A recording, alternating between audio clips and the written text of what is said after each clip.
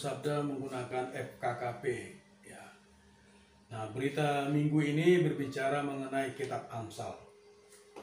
Karena kitab Amsal ini banyak mengandung perkataan hikmat, perkataan-perkataan yang bijak, ya. Jadi banyak orang yang salah kaprah ketika membaca kitab Amsal. Tapi bagi kita pencari Tuhan, bagi kita pengejar Kristus, ketika kita membaca kitab Amsal, seharusnya kita menerima bongkahan emas atau bongkahan permata yang menguatkan kehidupan kita untuk mengejar Kristus. Ya, jadi saudara-saudari, membaca kitab Amsal itu harus sama dengan membaca Alkitab. Bagaimana cara kita membaca kitab yang lain? Sama dengan bagaimana kita membaca kitab Amsal.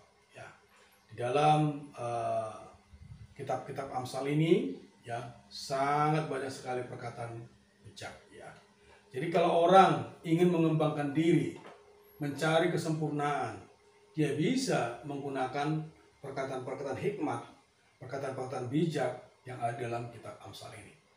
Tapi bagi kita yang mengasihi Tuhan, bagi kita yang mengejar Tuhan, perkataan kitab Amsal ini bukan sekedar untuk mengembangkan diri, atau bukan sekedar di dalam pikiran kita. Ya, karena itu khususnya minggu ini kita akan membahas bagaimana sebenarnya membaca kitab Amsal. Tetapi secara umum inilah prinsip yang mendasar bagaimana caranya kita membaca Alkitab. Ya, membaca Alkitab itu tergantung kepada persona kita. Bagaimana apa adanya diri kita. Terus yang kedua baru kita bicara mengenai cara kita membacanya. Ya. Nah, di dalam perjanjian baru, udah minggu-minggu sebelumnya kita bahas, kita inilah manusia baru, bukan manusia lama. Jadi membaca kitab Amsal, ya, kita perlu dengan persona manusia baru, jangan dengan persona manusia lama. Ya. Membaca Alkitab dengan persona manusia baru berarti apa? Kita kembali ke dalam roh kita, kita mengambil Kristus sebagai hayat dan persona kita, dan juga kita berarti mengontakti Tuhan kita. Jadi ketika kita memegang Alkitab, ketika kita membuka Alkitab, harus penuh dengan roh yang berdoa. Ya, kalau kita membaca kitab Amsal tanpa doa, ya, atau dengan manusia lama kita, berarti kita terutama mengandalkan pikiran kita. Kita pasti mendapatkan perkataan-perkataan bijak. Ya, kita pasti mendapatkan perkataan-perkataan Amsal. Sangat menarik, ya. Sangat tinggi kitab Amsal ini kalau dibandingkan dengan hikmat manusia. Ya, tetapi kita sebagai pengasih Tuhan, sebagai pencari Kristus, tentu membaca kitab Amsal ini kita perlu menggunakan roh yang berdoa. Nah, apa sih bedanya berdoa dan tanpa berdoa ketika membaca Alkitab? Itu sangat berbeda sekali. Ya, kalau kita menggunakan roh kita, mengontaki Tuhan berdoa, itu nanti ada dua hasil yang minimal kita akan dapatkan. Kita akan bahas selanjutnya, ya. Membaca kitab Amsal ini perlu dengan roh yang berdoa, perlu dengan manusia baru, ya. Oke, saudari, ya. Tadi kita sudah bahas sedikit mengenai bagaimana persona kita ketika kita membaca Alkitab. Ya. Sekarang kita akan membahas bagaimana cara kita membaca Alkitab. Cara kita membaca Alkitab itu seperti tertulis di dalam Efesus pasal 6 ayat 17 dan 18. Di sana dikatakan, terimalah ketopong keselamatan, yaitu pedang roh, dengan menggunakan banyak doa dan permohonan. Jadi ini cara kita untuk menerima firman Tuhan. Ini sebenarnya cara kita untuk mengolah firman Tuhan. Jadi kalau kita mau menerima firman Tuhan, kalau kita ingin mendapatkan Allah sebagai firman itu, perlu menggunakan banyak doa, perlu menggunakan banyak permohonan. Ya. Jadi saudari, personanya manusia baru, caranya adalah doa. Ya. Di zaman dahulu, orang-orang yang mengasihi Tuhan, ya, kalau kita membaca kisahnya, ya, adalah orang yang selalu mendoakan firman Tuhan. Ya. kita sekarang menggunakan istilah doa baca, ya. Jadi doa baca itu adalah kita mengambil ayat firman Tuhan, kita baca, ya, kita baca hidup, kita baca ulang, kita baca terap, terus kita baca doakan, ya. Ini yang perlu menjadi praktek kita dalam kehidupan sehari-hari, ya. Kalau kita persona kita manusia baru, ya, cara kita melatih roh kita mendoa bacakan firman Tuhan, maka kita akan mendapatkan manfaat yang besar dari firman Tuhan ini. Tadi di Yohanes pasal 1 ayat 1 dikatakan apa? Pada mulanya adalah firman, ya. Firman itu bersama-sama dengan Allah, dan firman itu adalah Allah. Jadi sebenarnya firman itu adalah Allah. Jadi kita menjama Alkitab, ya, kita harus punya perasaan bahwa kita sedang mengontaki Allah, mengontaki firman yang adalah Allah. Nah, karena itu kita perlu mengenal ada 3 tahap firman Tuhan. 3 tahap firman Tuhan. Bagaimana maksudnya 3 tahap firman Tuhan? Ketika zaman dahulu Allah berbicara, ya, Allah yang berbicara ini, pembicaraan Allah ini dituliskan menjadi Alkitab, ya. Ini menjadi firman yang tertulis. Ini tahap pertama. Nah, zaman sekarang kitab suci ini, Alkitab ini kita ucapkan, kita dengarkan, ya. Ini menjadi firman yang hidup. Makanya ketika kami membaca Alkitab perlu mengucapkan, ya, perlu mendoakan supaya kita mendengarkan, ya. Ketika kita mendengarkan, ini menjadi hidup bagi kita. Nah, tahap yang ketiga apa? Tahap yang ketiga adalah ketika firman yang hidup ini mencapai kita, kita mendengarkannya, kita mendoakannya, nah, dalam kita timbul iman. Inilah namanya firman yang diterapkan. Sebenarnya inilah sasaran kita ketika kita membaca Alkitab. Jadi ada firman yang tertulis, ada firman yang hidup, ada firman yang diterapkan, ya. Jadi 3 tahap firman ini perlu benar-benar menjadi pengalaman kita. Jadi kalau kita hanya menggunakan pikiran kita hanya mendapatkan firman yang tertulis. Kalau kita mulai menggunakan roh kita, ya, dan pikiran kita juga tentunya, kita akan mendapatkan firman yang hidup.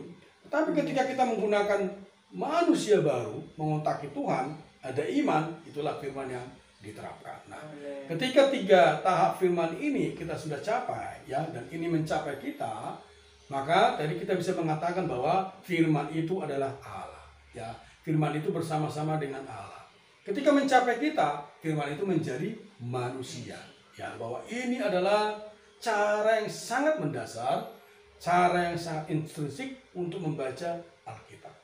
Jadi jauh lebih baik kita 1 ayat setiap hari kita doa bacakan, ya, daripada kita banyak baca tapi kita tidak mendoa bacakannya, ya. Kenapa kita perlu mendoa bacakannya? Kita mendengar, ya, semua indera kita akan fokus, mata kita fokus, mulut kita terbuka, telinga kita mendengar, ya. Akhirnya pikiran kita juga bisa dilatih, roh kita juga bisa dilatih mengontaki Tuhan, ya.